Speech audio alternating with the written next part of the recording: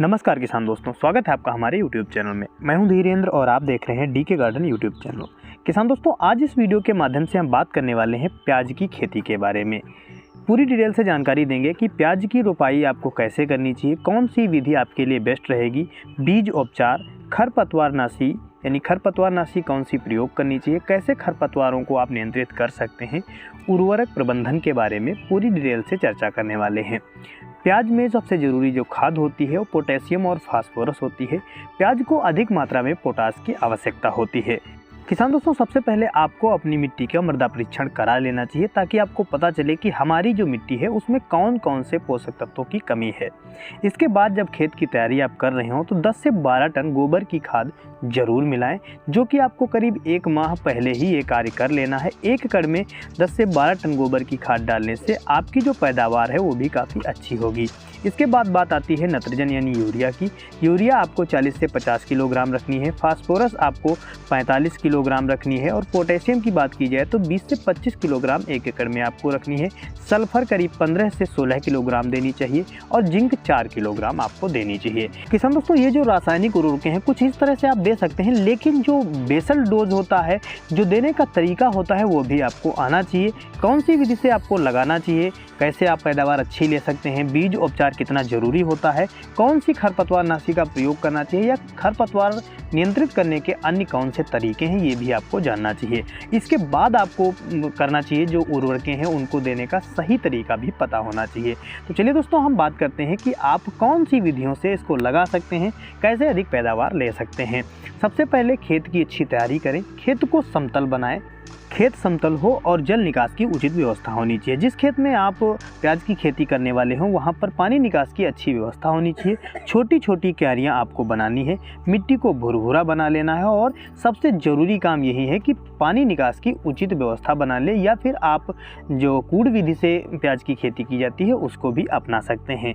प्याज की रोपाई करने की 2 विधियाँ होती हैं। एक होती है पानी लगाने के बाद यानी पानी का भराव करने के बाद आप रोपाई कर सकते हैं। एक होता है पहले आप उसकी रोपाई कर दें, पौध को लगा दें, इसके बाद आप सिंचाई कर दें।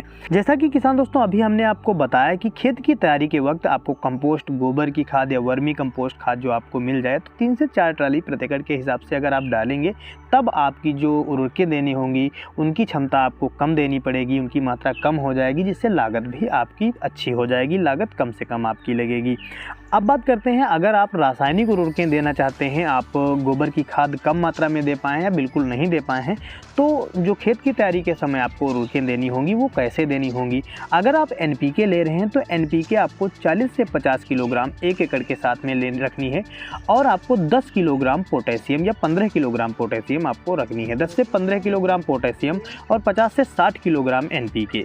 अगर आप सिंगल सुपर फास्फेट ले रहे हैं तो 50 से 60 kilogram single super phosphate, 15 kilogram urea मिलानी है और 15 से 20 किलोग्राम आपको पोटास मिलानी है। वहीं जो किसान भाई DAP का प्रयोग कर रहे हैं वो DAP 40 से 50 किलोग्राम, 20 किलोग्राम पोटेशियम और 35 किलोग्राम यूरिया को मिलाकर प्रयोग कर सकते हैं। इसके बाद जो किसान दोस्तों अगला काम आपको रहता है वो है नर्सरी को निकालकर उसकी सही समय पर और सही ढंग से रोपाई करना। नर्सरी निकालने के लिए आपको अच्छी नमी होनी चाहिए, जो आपकी नर्सरी है उस जड़ से अच्छे निकल आए। इसके बाद आपको ऊपर की पत्तियाँ 3 से 4 इंच ऊपर की पत्तियों को काट देना है और जड़ों को सफाई कर देना है, जड़ों को निकाल देना है।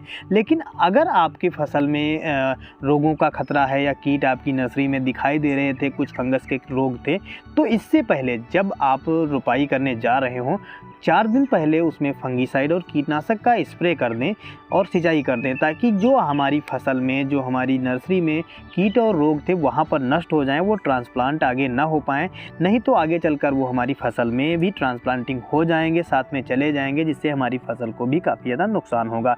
तो ये भी आपको काम कर लेना है और पौधे को आसानी से निकाल कर उसकी निचली जड़ों को काट कर और ऊपर की जो गोप है उसको भी आपको काट देना है, ताकि कई प्रकार के जो रोग हैं, कीट हैं, वो वहीं पर नष्ट हो जाएं और हमारी फसल आगे अच्छे से काम करे। अब बात आती है बीज उपचार की। इसके लिए आप कोई भी अच्छी सी फंगीसाइड ले सकते हैं जो बीज ट्रीटमेंट के लिए आती है।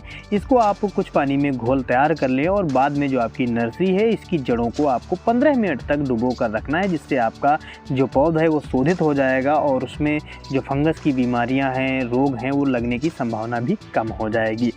अब बात आती है कि पौधे से दूरी आपको कितनी रखनी है। अगर बड़े आकार वाले कंदों की पौधा आप ले रखे हैं तो 4 से 5 इंच की दूरी आपको रखनी है। अगर वहीं पर मध्यम आकार के पौधे हैं तो 3 से 4 इंच की दूरी आपको रखनी है, जो बेस्ट रहती है। इसके बाद आपको क्या करना है, अच्छी मात्रा में फास्फोरस और पोटेशियम की पूर्ति करते रहना है और ज़रूरी पोषक तत्व मिनरल्स देते रहना है। अधिक पानी भराव आपको नहीं करना है। तो इन सारी चीज़ों को आप ध्यान में रख के जो प्याज की फसल है उसमें अच्छा उत्पादन ले सकते हैं और फंगस तथा कीटों से अपनी फसल को बचा सकते हैं। इसके बाद बात आती है खरपतवार की। कई सारे किसान भाई प्याज की फसल में खरपतवार से परेशान रहते हैं। निराई गुड़ाई करना थोड़ा मुश्किल हो जाता है। वैसे अगर देखा जाए तो सबसे पहला जो तरीका है वो निराई गुड़ाई करने से आप पैदावार अच्छी ले सकते हैं। लागत थोड़ी ज़्यादा लग सकती है, लेकिन जो आपकी प्याज की फसल है वो डेवलप अच्छे से करेगी, क्योंकि हमारी फसल को कोई भी झटका नहीं लगेगा, फसल में पीलापन नहीं आएगा और फसल नियमित रूप से ग्रोथ करेगी, जिससे आपको पैदावार भी अच्छी मिलेगी। जो किसान भाई खरपतवार नाशी का प्रयोग करना चाहते हैं उनके लिए जब आप रोपाई कर लें, वो पेंडिमेथिलिन नाम की जो दवा आती है उसका प्रयोग कर सकते हैं दूसरे या तीसरे दिन। इसमें आपको पेंडिमेथिलिन 1.5 किलोग्राम ले लेनी है और उसे रेत या धूल में मिलाकर 1 एकड़ में उसको डाल देना है। रेत, धूल या उपलों की राख में मिलाकर आप उसको डाल देंगे तो आपको जो आपकी फसल में खरपतवार निकलने वाले होंगे उसकी समस्या से भी छुटकारा मिल जाएगा। तो दोस्तों, हमारे द्वारा दी गई जानकारी आपको कैसी लगी कमेंट के माध्यम से ज़रूर बताएं। ये वाली जानकारी आपके लिए कितना यूज़फुल रही आप हमें कमेंट करके बता सकते हैं। अपने दोस्तों में शेयर करना ना भूलें। दोस्तों, ऐसी ही जानकारी हम आपके लिए नियमित रूप से लाते रहते हैं, तो चैनल को सब्सक्राइब करना ना भूलें। मिलते हैं दोस्तों अगले वीडियो में अगली और अच्छी जानकारी के साथ। तब तक के लिए जय जवान जय किसान। धन्यवाद।